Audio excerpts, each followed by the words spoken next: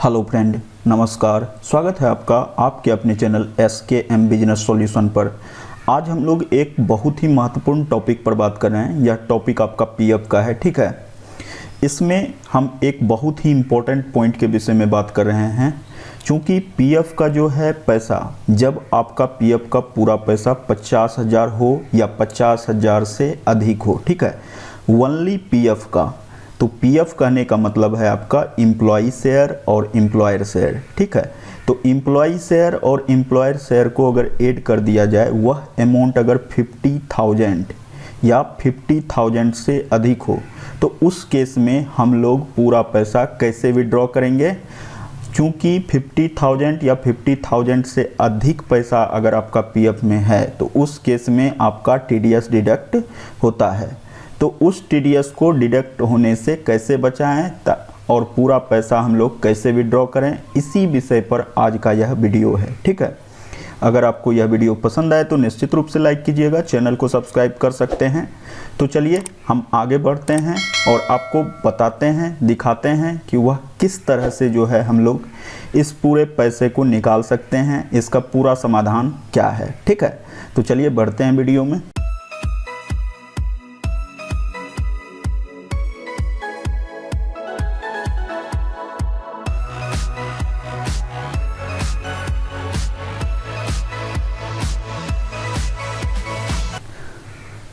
जैसा कि देख रहे हैं, हम लगा के रखे हैं, जब PF का पैसा 50,000 से अधिक हो या 50,000 भी हो, तो निकालने के लिए हम लोग को एक फॉर्म की ज़रूरत होती है और वह फॉर्म है आपका 15G, ठीक है। आज का जो टॉपिक है वह है 15G फॉर्म क्या है, 15G फॉर्म कब भरा जाता है, 15G फॉर्म कैसे भरा जाता है, ठीक है। तो यह 3 पॉइंट आज का महत्वपूर्ण पॉइंट है और आज के टॉपिक का यह 3 पॉइंट है, ठीक है।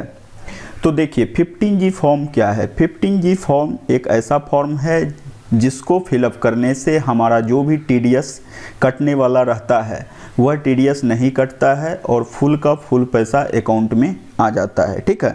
तो 15G फॉर्म फिलअप करने का यही फ़ायदा है और 15G फॉर्म क्या है, तो इसका यही आंसर है, ठीक है। सिंपल शब्दों में यह इसका आंसर है। अब जो है 15G फॉर्म कब भरा जाता है, चूँकि हम PF की चर्चा कर रहे हैं इसलिए 15G फॉर्म तब भरा जाता है जब आपका PF का पैसा 50,000 से अधिक हो या 50,000 हो, तो उस केस में आप 15G फॉर्म फिलअप कीजिए। अगर 50,000 से कम है आपका पैसा, तो उस केस में 15G फॉर्म भरने की ज़रूरत नहीं है, ठीक है।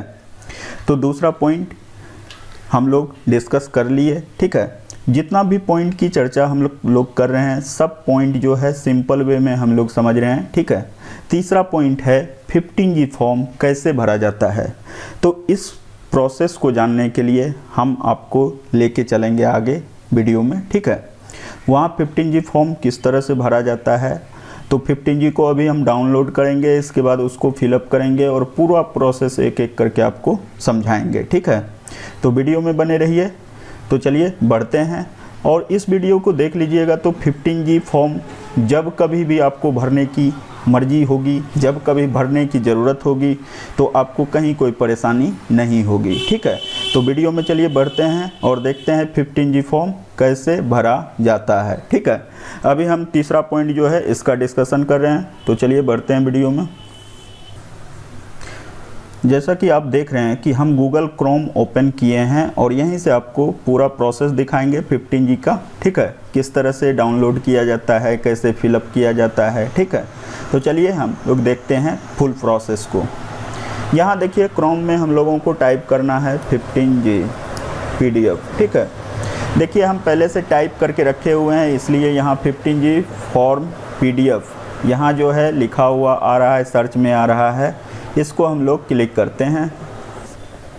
देखिए एक्चुअली 15G फॉर्म जो है यह इनकम टैक्स डिडक्शन के संबंध में है, TDS डिडक्शन के संबंध में है। तो डायरेक्ट इनकम टैक्स का जो साइट है वह यह फॉर्म जो है जारी कर चुका है। तो इसको जो है हम लोग यहाँ से पहले डाउनलोड कर लेते हैं कि अपना 15G फॉर्म जो है डाउनलोड हो चुका है। इसके बाद हम लोग क्या करेंगे, इसकी एक कॉपी यहाँ से डाउनलोड करके इसको जो है प्रिंट निकाल लेंगे इसका। और इसके बाद जैसे हम बता रहे हैं आपको इस तरह से फिलअप करना है, और फिर जो है आपको जिस समय क्लेम रेज कीजिएगा उस समय जो है इस फॉर्म का PDF बना के उसको डाल दीजिएगा, ठीक है। तो चलिए पहले हम प्रोसेस को समझ लेते हैं पूरा, ठीक है। और जिस तरह से इसमें सेम प्रोसेस बता रहे हैं, सेम प्रोसेस आपको वह डाउनलोड किया हुआ जो आप फॉर्म निकालिएगा उसकी कॉपी, उसमें जो है सेम प्रोसेस फिलअप करना है, ठीक है।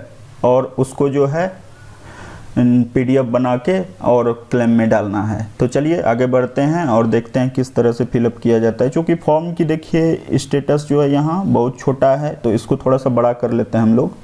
देखिए फॉर्म जो है बड़ा हो गया। Income tax rule 1962 form number 15G, ठीक है। इनकम टैक्स का जो रूल है 1962 के तहत फॉर्म 15G फिलअप होता है। तो इसमें जो है चलिए हम लोग देख लेते हैं पूरा प्रोसेस किस तरह से फिलअप किया जाता है इस फॉर्म को। आप जो डाउनलोड किए हैं तो बस पार्ट 1 जो है डाउनलोड करना है, ठीक है। तो पार्ट 1 को जो है हम लोग डाउनलोड करके इसका एक प्रिंट निकाल लेंगे और इसके बाद ऐसे फिलअप करते हैं। देखिए नेम ऑफ डिक्लेरेंट, आप अपना नाम लिख दीजिएगा, पूरा कैपिटल में लिखना है।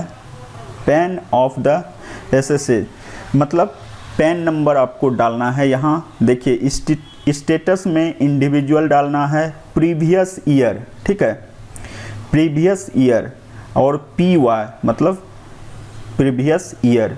तो प्रीवियस ईयर में जैसे कि अभी का ईयर आपका चल रहा है 21 और यह एंड होगा 31 मार्च को 22 में, ठीक है।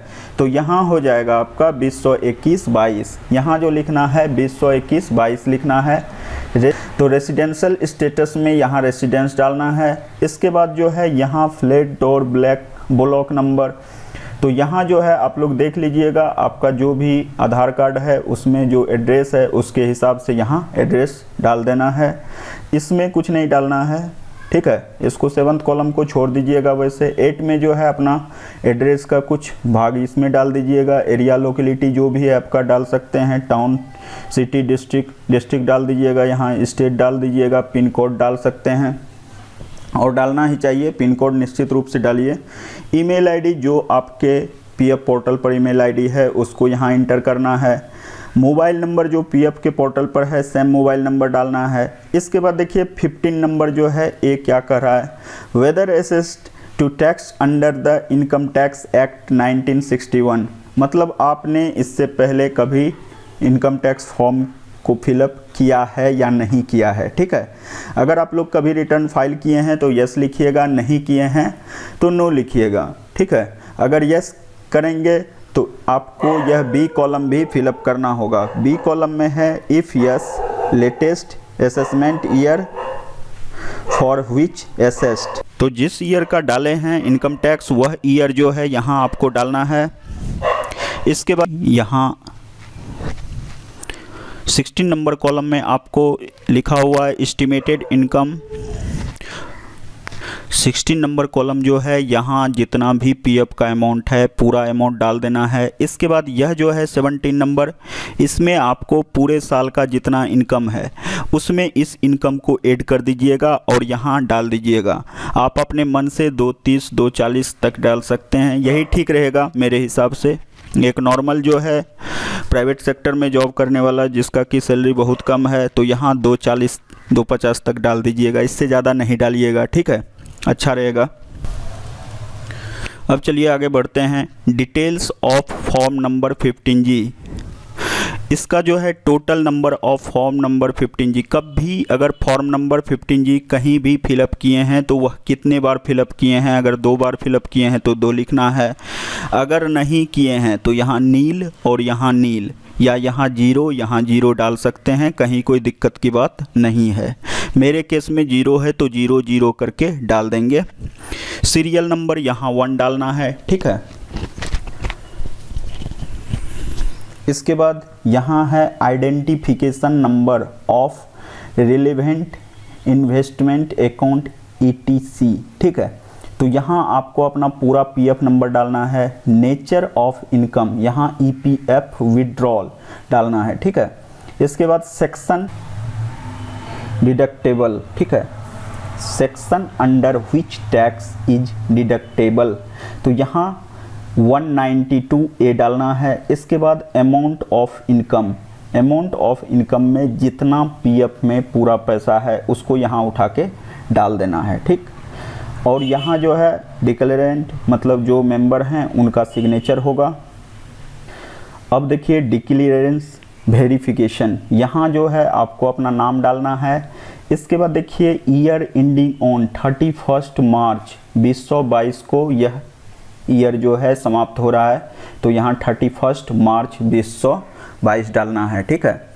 असेसमेंट ईयर जो है प्रीवियस ईयर से एक अधिक होता है। अभी प्रीवियस ईयर चल रहा है 2021-22, तो यहाँ 22-23 लिखना है, 2022-23 यहाँ लिखना है।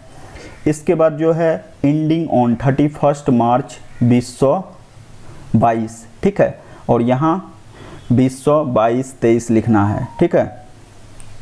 इसके बाद यहाँ प्लेस है, प्लेस जिस प्लेस से जहाँ से आप फॉर्म डाल रहे हैं आप अपना प्लेस डाल देंगे।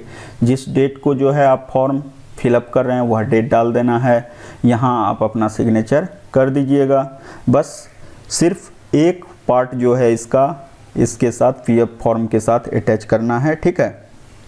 ओनली एक पार्ट ही इसका निकालना है आपको प्रिंट में।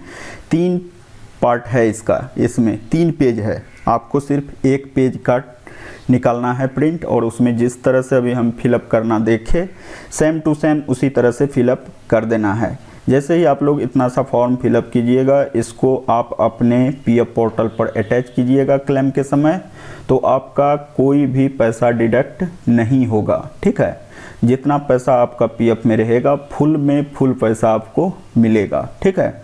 तो बस यही एक छोटी सी जानकारी थी। अगर वीडियो पसंद आए तो निश्चित रूप से लाइक कीजिएगा, चैनल को सब्सक्राइब कर सकते हैं, ताकि इस तरह की जितनी भी इम्पोर्टेंट जानकारी है हम लगातार आपको प्रोवाइड करते रहें। चलिए मिलते हैं नेक्स्ट वीडियो में, तब तक के लिए बाय बाय, जय हिंद।